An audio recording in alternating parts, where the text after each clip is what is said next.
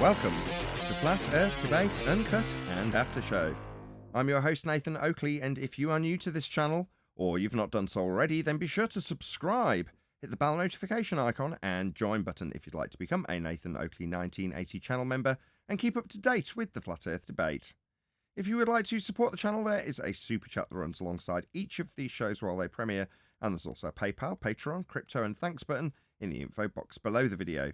Speaking of patrons, I'm going to do a quick shout out to all of you who do support me on Patreon. So a massive shout out of thanks and appreciation to Rod, Kimberly Schmidt, Twad Wazzle, Jason Hornsby, Christoph Fournier, JMails24, Unimento, M Iron26, Endless, Flat Earth Sage, Goldie McKiernan, Retro Bill, More Books, Cannabear, Fibre Oats, Bogey, Michael Kahn, John Kays, Patrick Gunnels, Banter, Will Brax, Mel B. Styles, Troy Shuker, Hairy Blade, Mobile Mac 777, Rob W, Open Minded, Reese Pound, Dale West Watson, Maria Neelands, Unbelievable Productions, Blue Ridge Ranger, The Real Gabster, Abraham Mohammed, Skeptic 936, Life is Short, Texas Mike, David Wayne Foster, and Dank. So another massive thank you to all of you for supporting me on Patreon. Now I will hand over to whoever is in Discord and Google so you can enjoy their dulcet tones while I set up for today's live show. I got to do my homework first, yeah.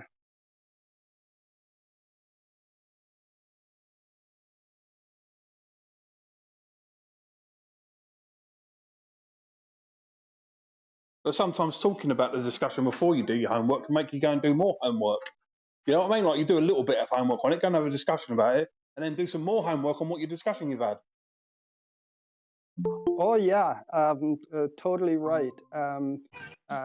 Yeah, and I do test a lot of stuff in the pre-show and after shows sometimes, but when you get in there with the big guys, you know, it's like particularly Brian and Adam, they're very, you know, good at this. And hey, so a little humility is in play on my part. So yeah, I've just got to gather some information. Hello, mic check. Yeah, I mean, I always worry about my articulation, but I'm not very good at articulating. So I'm a bog standard, like, you know, black and white. What I see, a spade, I call a spade a spade.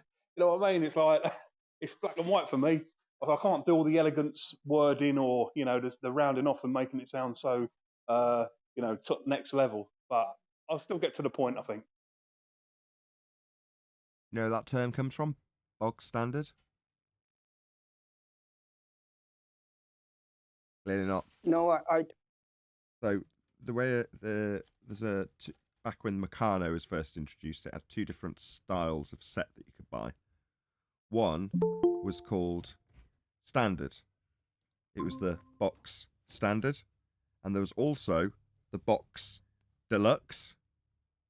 Well, of the two Meccano sets, you end up with two English terms.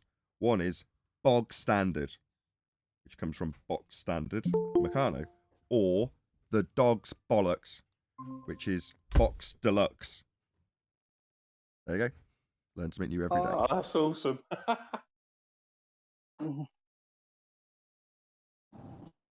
Taking a mic check. Hold on, say it again right quick. Say it again. It's two different sets of Meccano that were first introduced. One is called box standard, and the other one is called box deluxe. From that, you get bog standard. When someone says, "What's your car? Has it got any extras?" No, it's bog standard, meaning no extras, just how it came out the factory without any extras. Bog standard. The other one is, "Has your car got any extras?" Yes, got all of them. It's the dog's bollocks. Well, what does that mean? It means it's the box deluxe, the one with all the bits, the extras. We just call it standard in the States.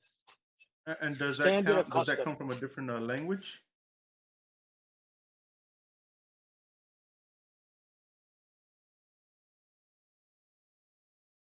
Does that come from a different language?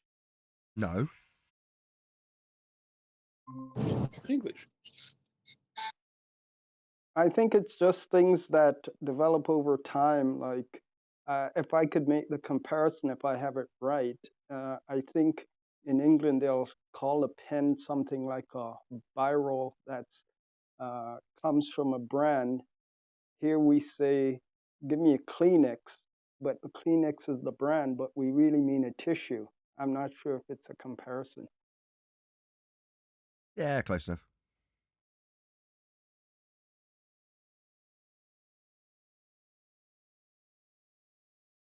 Yeah, Oh, like it's a Band-Aid rubbish. and a plaster. The dog's bollocks only explains extras for the tail end, though, of the car. I guess I Now, ain't getting my check today. why do you guys spell tires with a Y? Tires? You mean the right way? It's wrong, I tell you. Spell tires with a Y. Yes. That's Why? interesting. I didn't know that. It was interesting. I didn't know that. Why? You got tire inside, Don. Tyre. Why?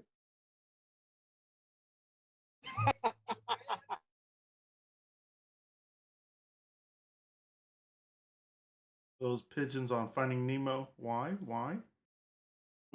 Exactly.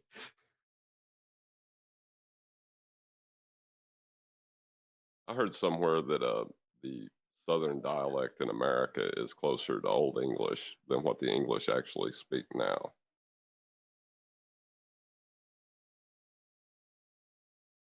Maybe. It would just be like the language morphs over time. I don't think it's entropy exactly, but it is definitely changing.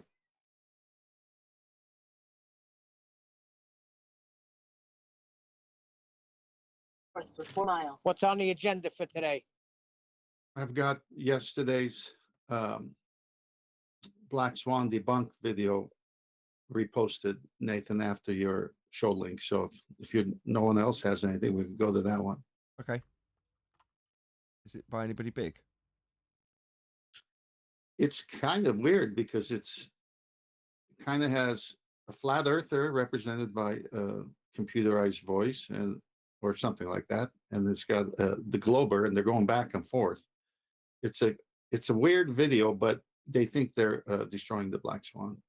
Okay, we'll have a look. Have you guys seen the Neil deGrasse Tyson one where he's telling people how Thor's hammer's created? He says, "Oh, you get 2 stars and you get a black hole and you do this," and he's trying to do math on it.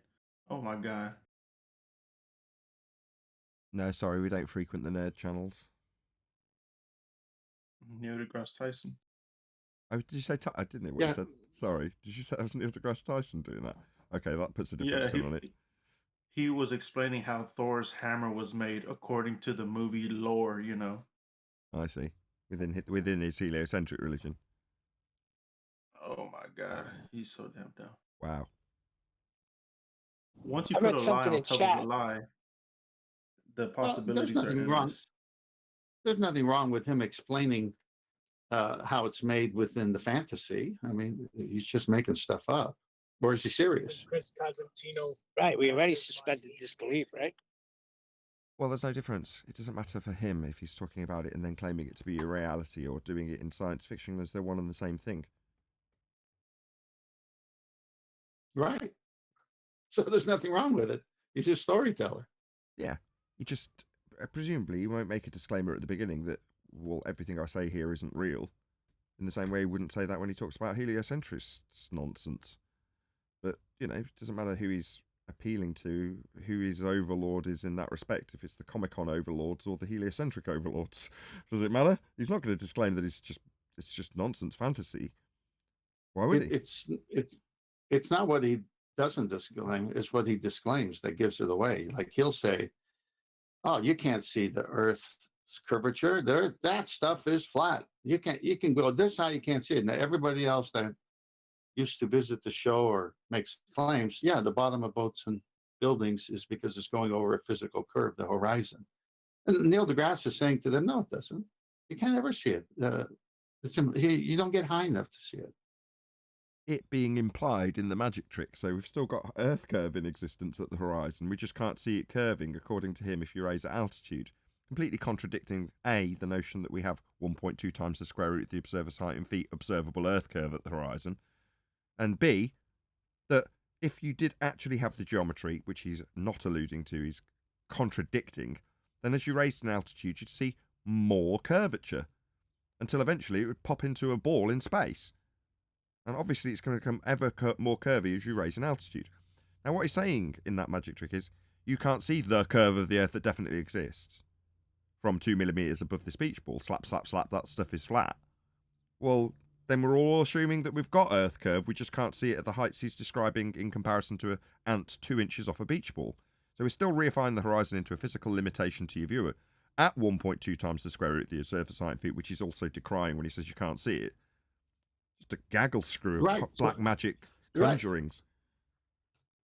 Right, but that's the difference between him and the ones that fight and show the X marks the spot. Now, he'll contradict the very claim that he makes.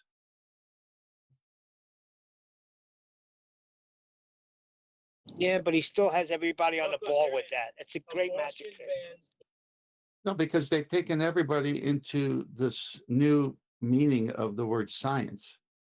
You know, we science that. You just did math. You just did math to a model that you can't prove that doesn't exist. So your model is a ball, and the only way you prove it is through the math, but not in reality. And so all of a sudden you got black holes, you got interstellar stuff, you've got all kinds of stuff they throw in there, and then they put a mathematical formula. It's just like Sabine said in the video 2 days ago, that Einstein had the greatest gift for this because it was all thought experiments, because you can't do any experiments. So he did it in his mind with math. But that's not science. Duh. Pseudoscience. No, that's math. And you can do math to something that doesn't exist because you have a model, or you could do math to something that does exist. Like they say, Earth curve can be no further than 1.22. Well, great. Let's do some math. Let's see if that actually shows up in reality. No, it doesn't. So Yeah, but then he takes his math and he turns it into pseudoscience. Right? He's supposed to be the greatest scientist At ever. some point where No, he E takes equals MC squared. He takes pseudoscience and puts math don't to take it. that as It's literal the other anyway. way around. All right. Hold on. Let's Go all ahead, take hold turns. on. Go ahead, Moop. Oh no, sorry. I was saying, like, what didn't with Neil deGrasse Tyson when he's saying about how high it goes? You know, like you ain't going to see the curve. You need to be really high up. I remember there was on the show, wasn't it, when there was a baller who turned and said, "Yeah, we don't listen to what Neil deGrasse says." Like, so there's even like ballers who don't even agree with what he's saying. Well, yeah, that makes sense though, doesn't it? Because he's in one hand decrying the physical geometric limitation to your view called Earth curve at 1.2 times the square root of the observer's height in feet, when he says you can't see that stuff is flat.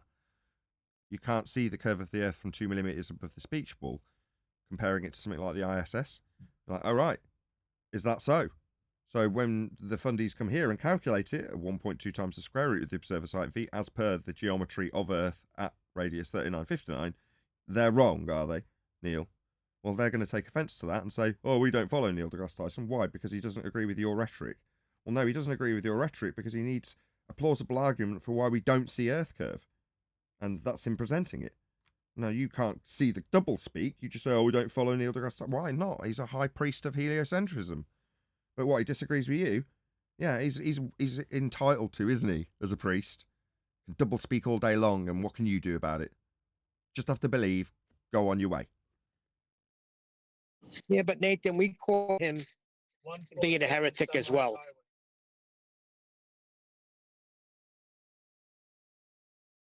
Hey, everyone. There's a difference though, Neil, isn't there? Heresy, us pointing out a heresy, is something very different because we're not on their side. They're on the same side, yeah? And they're disagreeing with each other. They shouldn't be. And most fundamentally, they're disagreeing with their high priest. This is just an ordinary member of the heliocentric congregation saying, my archbishop is wrong. Don't believe him. Yeah, that's right. The high He's the high priest. You're right. I didn't think about that. He could say that. He can be a heretic. I remember watching a panel of high priests, a video with him and some of the other atheist high priests, and they just love these archbishop get-togethers. I think, Adam.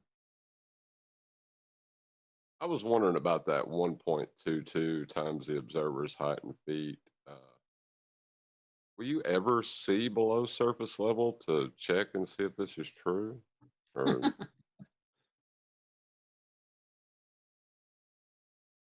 Surface what? Where the X is. well, if you apply 7/6R to it below surface level, how do you check these numbers? I would really like to know. Well, you check them off of the official globe maps. Oh, You not know not that, in correct? reality then. What with it being below surface level? No, you just check the maths. Like you check the maths that are based on the maths that you're going to check them off. You know, But so how do you maths check A, them give below you maths surface B, level? and make sure maths B are correct because you check them off of maths A. Right, but how do you check it below surface level? You confirm it Well, by making sure it rises to eye level and then refer to the full mass. What you do, Below John, is you surface. take a dip angle to the horizon from above sea level, and that will give you your globe. Oh yeah, definitely. But it'll be below surface level for sure. Well, when you take the dip angle, after you've done that, you then add in whatever amount of over 6R that's necessary to back engineer it into a globe. So let's just say it was 12 over 6R today, and tomorrow it was 9 over 6R, and the next day it was 15 or 120 over 6R, whatever It'll it never is. be level. It'll never be Well- level though. It'll never be Well- surface level. No matter how many numbers you put in front of that R.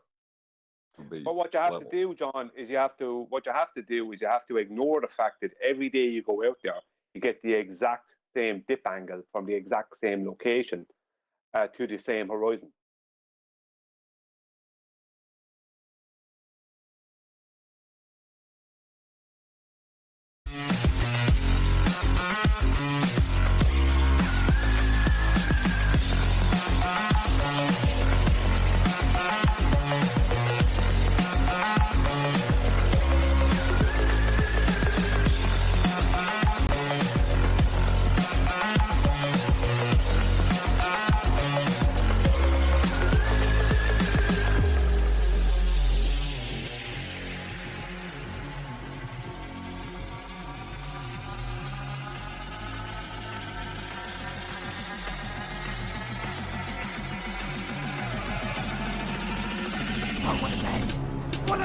Welcome.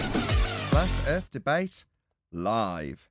I'm your host, Nathan Oakley, and if you are new to this channel, or you've not done so already, then be sure to subscribe, hit the bell notification icon, and join button if you'd like to become a Nathan Oakley 1980 channel member and keep up to date with the Flat Earth Debate.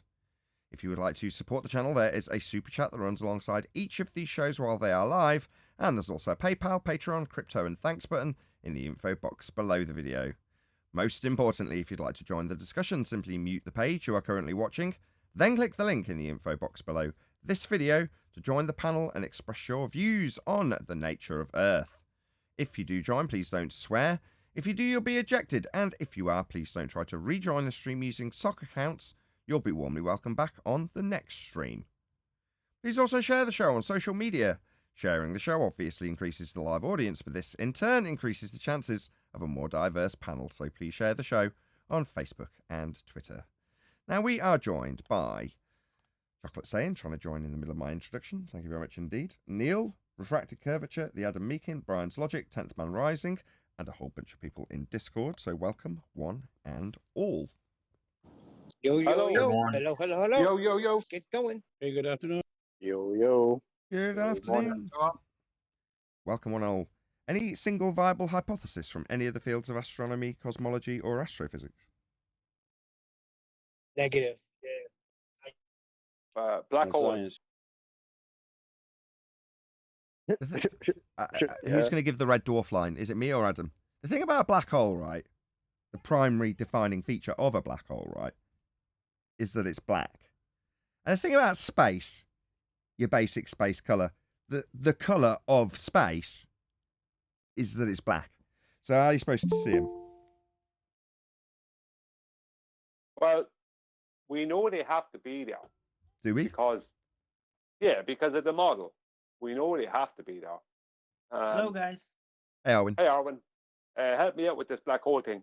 We know they have to be there. I'm not appealing to Arwin. You got here. You deal with it. We know they have to be there because we know gravitational lensing is a thing, and we know that happens around black holes. Okay. No, that's fine. So the viable hypothesis would be... Gravitational lensing? Sorry, did you forget what a hypothesis was? Yeah, it's You did. You ask yourself a question, and you see if you can answer that question with science. Ask a question. Oh, I see. So you think? Okay, no worries. Let's just try that out. See if this is open to scientific inquiry based on Brian's ask yourself a question. That's Science Buddies, top Google result for how you do science. Nevertheless, right? Am I going to have a chicken dinner tonight? Is this open to science, Brian? Well, you could science it. Okay, fail. Get out. No, you can't. It's not just ask a question, it's much more specific. It's ask a question about what causes the phenomena you're looking at. That's what science is specifically studying. Cause and effect reasoning based on phenomena. So what's happening here when you look at something, yeah, that could be a question you ask. But it's a very specific type of question. Brian said gravitational lensing. Science doesn't have lips. That's a reification fallacy. Science is a method. It doesn't have lips. It doesn't say anything. Does science give you explanations or? But hold on, isn't science? I mean, the gravitational lensing, that's just an interpretation of something you see. It speaks directly. How So do you know maybe that listen is to what gravitational lensing and not just something else? Right, rather than wait for your turn to speak, maybe respond to what John just said, which directly addresses that, Arvin. Maybe you didn't hear what he said, perhaps. Sorry, I just came in, so... No, you came in and he said it, and then you just ignored him because you were waiting for your turn to say that, which is true. Yes, Arvin. What? However, what John said spoke to it directly before you said it, like literally the preceding thing. Do you want to just repeat your question, John? Because it was absolutely pertinent to this. Right. Does science deal with descriptions or explanations before we move on to descriptions? Gravitational lensing. What's the cesium decay rate, John? Notice Brian, the potentially playing devil's advocate, ball earth believer in this scenario, is immediately pouncing on him, asking him something. Maybe Brian should have this very sternly put to him, John, so that he has to answer it. Because it's dealing with one or the other, and what we've had from Brian so far, I would describe as a description of a black hole that we must have. Right, but the cesium decay rate is a description that you come to probably while working around explanations, but that doesn't mean the cesium decay rate is science. But it proves that it proves the time changes the further away from the surface of Earth that you get. What? No, No. Well done. Hold on. Let's just give Brian props for his. Hold on. Stop. Everyone stop. Everyone stop. Everyone stop. Right. Let's just give Brian props. So what Brian has successfully done is moved us just that one step further away from the poignant question he was asked. Now he pounced all over it and has now almost got control of this conversation with his line of questioning. Hang on. What does science do again? Is it describing stuff or is it explaining stuff, Brian? Explain the cesium decay rate. No. Atomic clocks. No, almost. He's still clinging on by his not bad, by his fingernails, let's be honest. I'm going to have to shout out Godzilla. Hopefully this doesn't disturb the flow of Brian. I'm sure he'll rearm and come back with something even better in a second. Right, shout out to Godzilla37. First and foremost, thank you very much for all the support. I certainly need it more than ever. So, the 10th refracted Meakin that kneels before Arwin is nothing to Nathan but chocolate. Knows it's pure logic. making him a free man. My God, how long did that take you to come up with? That's brilliant. creative. Can you read That it was again? awesome. Someone else read it. Well, congratulations, man. I was enjoying that. The 10th refracted Meekin that kneels before Owen is nothing to Nathan, but Chocolate knows it's pure logic, making him a freeman. Perfect. Nice. Thank you. That was epic. Right, now, again, no thanks to Brian in this regard, but we've now got a little bit of distance between the poignant question asked by John, which directly speaks to what Brian's attempting to do on behalf of the ball lad for black holes, right? Science explains things, and it does it through systematic experimentation based on a hypothesis, which is where we open the show. Any single viable hypothesis from any of the fields of astronomy, cosmology, or astrophysics, that's to say, give us your cause and effect reasoning based on a phenomena. Now, we're struggling with Brian to get past the actual observation of a phenomena. But we're asking him, beyond that, because he hasn't got there yet, what's the cause and effect reasoning? What's the hypothesis for this, Brian? The curvature of space-time, which gravity is the most validated, scientifically validated theory in the history of science. I've got a bit of a problem there, Brian. You know, Thank God I wasn't drinking my I had coffee. chocolate first. Hold on, Adam. Go on, chocolate. No, I was just saying, Brian's making me laugh right now. Thank God I wasn't drinking my coffee. Okay, go on, Adam. What's your problem? Sounds legit to me. Lots of science, right, Brian? Yeah, well, we're getting gravitational lensing. Now, I'm just wondering what the phenomena of that is, because I've looked into it, Brian. Turns out that because black holes are black, and space, the basic color of space being black, I looked into it and it wasn't a black hole. It was just a smudge on the screen. So your phenomena's gone. It's gone, mate. You're trying to get a phenomenon. Don't rumpus Brian. This isn't fair. You're all fundy muting him. But I'm trying to help him out. You're trying to get a phenomenon from him. But he said the hypothesis is to ask a question. You just answer the question. What do you need a phenomenon for? There you go. To figure out what the cause of it is. Right, Brian? To be doing science. Yeah. Brian asked that wobbly bit on the screen, and he thought it was gravitational lensing. Eddington proved it in 1919. Prior to any observation of a claimed composite of a black hole, you're saying it was proven in 1919. It was.